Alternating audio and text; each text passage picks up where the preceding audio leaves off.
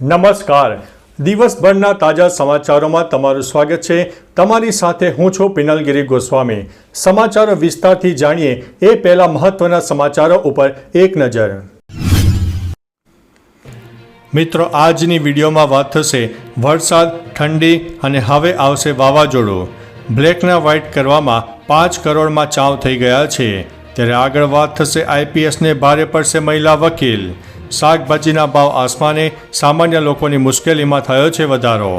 Qatar એરવેઝનો pager અને walkie talkie ઉપર પ્રતિબંધ.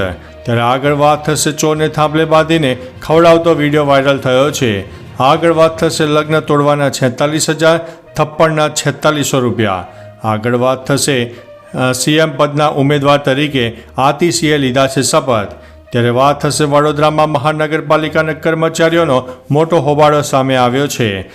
ઓડિયો ભાષામાં ધમકી બાદ પાવર લૂમ્સ બંધ કરવામાં આવ્યું છે. ત્યારે આગળ વાત થશે હરણીકાંડમાં સુપ્રીમ કોર્ટે મહાનગરપાલિકા કમિશનરની અરજી ફગાવી દીધી છે. ત્યારે આગળ વાત થશે બીયુ પરમિશન વિના ચાલતા ભાજપના કાર્યાલય. હવે ગુજરાતમાં ટ્રેન ઉઠલાવવાનું પણ ષડયંત્ર સામે આવ્યું છે. ત્યારે આગળ વાત થશે મસ્જિદ તોડવાને લઈને હોબાળો સામે આવ્યો છે. વાતાવરણ પણ તંગ બન્યું છે. મુંબઈના ધારાવીમાં મહેબૂબે સુબાનિયા મસ્જિદના ગેરકાયદેસર ભાગને તોડી પાડવાને લઈને તણાવ ફેલાયો છે. બોમ્બે મ્યુનિસિપલ કોર્પોરેશનની ટીમે ગેરકાયદેસર ભાગ તોડવા માટે પહોંચી હતી, પરંતુ ભીડે હંગામો મચાવ્યો હતો. લોકો રસ્તા પર બેસીને વિરોધ કરી રહ્યા છે. કાર્યવાહી કરવા પહોંચેલા પાલિકાના વાહનમાં ટોળાએ તોડફોડ કરી હતી. ભારે પોલીસ ફોર્સ ઘટના સ્થળે હાજર છે. સમગ્ર વિસ્તારમાં વાતાવરણ તંગ છે. રાતથી જ લોકો રસ્તા ઉપર આવી ગયા હતા. મિત્રો, અન્ય મહત્વના સમાચારની વાત કરીએ તો હવે ગુજરાતમાં ટ્રેન ઉઠલાવવાનું ષડયંત્ર સામે આવ્યું છે. ગુજરાતમાં પણ ટ્રેન ઉઠલાવવાનું ષડયંત્ર સામે આવ્યું છે. સદનસીબે રેલવે સ્ટાફની સતર્કતાને કારણે દુર્ઘટના ટળી છે.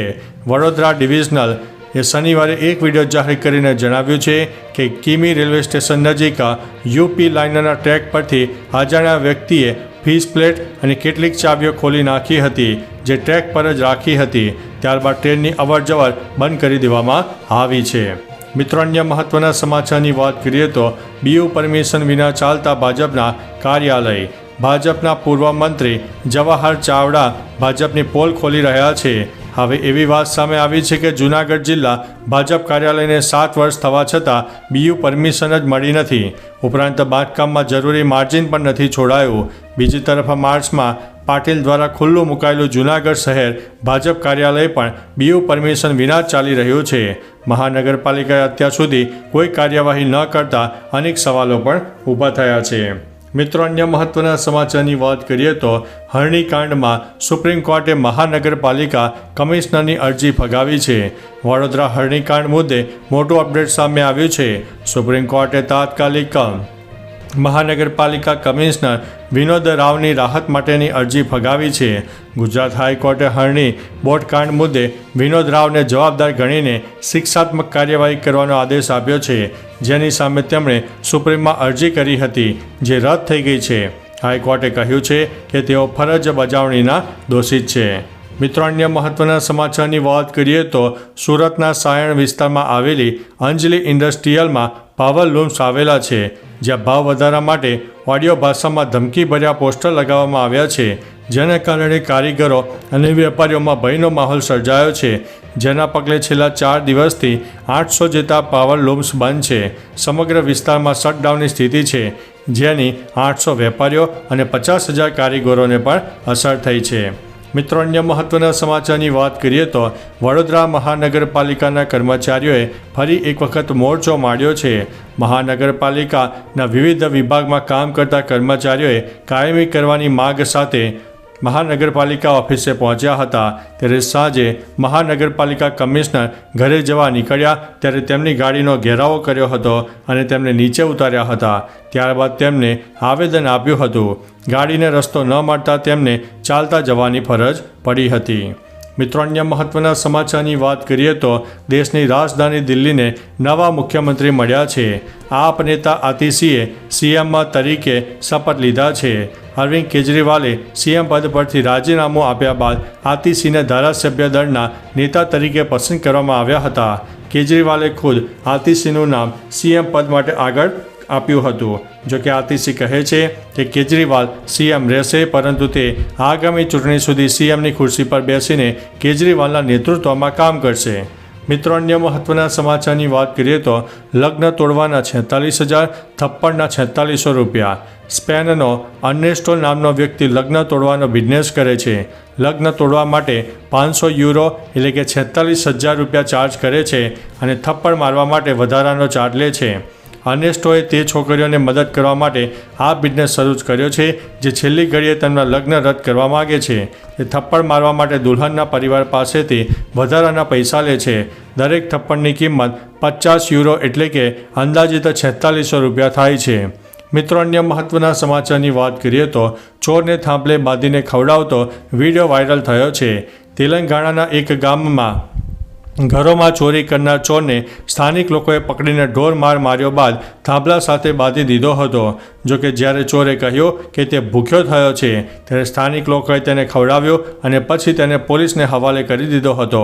આ ચોરને ખવડાવવાનો વિડીયો સોશિયલ મીડિયામાં વાયરલ પણ થઈ રહ્યો છે. મિત્રો, અન્ય મહત્વના સમાચારની વાત કરીએ તો કતર એરવેઝનો પેજર અને વોકી ટોકી ઉપર પ્રતિબંધ. લેબનોનમાં પેજર અને વોકી ટોકીમાં થયેલા વિસ્ફોટ બાદ કતરે મોટો નિર્ણય લીધો છે.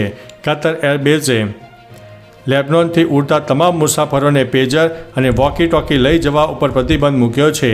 કતર એરવેઝે કહ્યું છે કે પ્રતિબંધ કેરી ઓન લગેજ પર લાગુ પડે છે.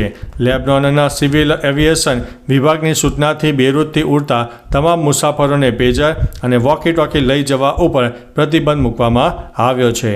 મિત્રો, અન્ય મહત્વના સમાચારની વાત કરીએ તો શાકભાજીના ભાવ આસમાને, સામાન્ય લોકોને મુશ્કેલીમાં મુકાયા છે. રાજ્યમાં વરસેલા અતિભારે વરસાદે ખેડૂતોની મહેનત ઉપર પાણી ફેરવી દીધું છે, જેના કારણે શાકભાજીના ભાવો આસમાને પહોંચ્યા છે. સુરત એપીએમસીમાં 30થી 40 ટ્રક શાકભાજી ભરેલો જથ્થો આવતો હતો. તેના સ્થાને માત્ર 15થી 20 ટ્રકો જ આવી રહી છે. લોકોના ખિસ્સા ઉપર પણ ભાર પડવા સાથે ગૃહિણીઓનું બજેટ પણ ખોરવાયું છે. ઓછી આવકથી શાકભાજીના ભાવમાં મોટો વધારો થયો હોવાનું સામે આવ્યું છે.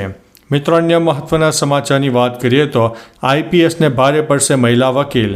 પત્ની ગુજરાતમાં કલેક્ટર અને આઈપીએસ પતિને એક મહિલા સાથે લફરું કરીને શારીરિક સંબંધો બાંધવા ભારે પડી હોય તેવી સંભાવના છે. યુવતીને કુંવારા હોવાનું કહીને શારીરિક સંબંધો બાંધનાર પોલીસ અધિકારીએ યુવતી પરણી ગયા છતાં પણ સંબંધો માટે દબાણ કરતા આખરે સમગ્ર મામલો સરકારમાં પહોંચ્યો હતો. આ આઈપીએસ અધિકારી પર સરકાર પરથી ગાજ વરસે એવી પૂરેપૂરી સંભાવના પણ રહેલી છે.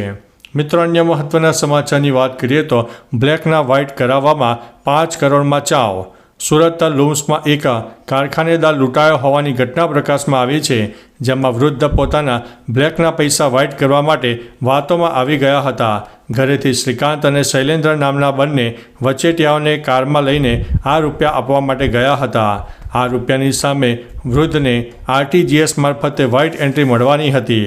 4 ઈસમો દ્વારા વૃદ્ધને ચૂનો લગાડીને ફરાર થઈ ગયા હતા. આ ઘટનાની જાણ પોલીસને કરાતા પોલીસે કાર્યવાહી હાથ ધરી છે. મિત્રો, અન્ય મહત્વના સમાચારની વાત કરીએ તો વરસાદ, ઠંડી અને હવે આવશે વાવાઝોડું. બંગાળની ખાડીમાં ફરી એકવાર વાતાવરણ ડિસ્ટર્બ થયું છે, જેના કારણે આ અઠવાડિયે ચક્રવાત સર્જાવાની સંભાવના છે. સાયક્લોનિક સર્ક્યુલેશનને કારણે બંગાળથી લઈને આંધ્રપ્રદેશ સુધી એક સપ્તાહ સુધી વરસાદની શક્યતા રહેલી છે.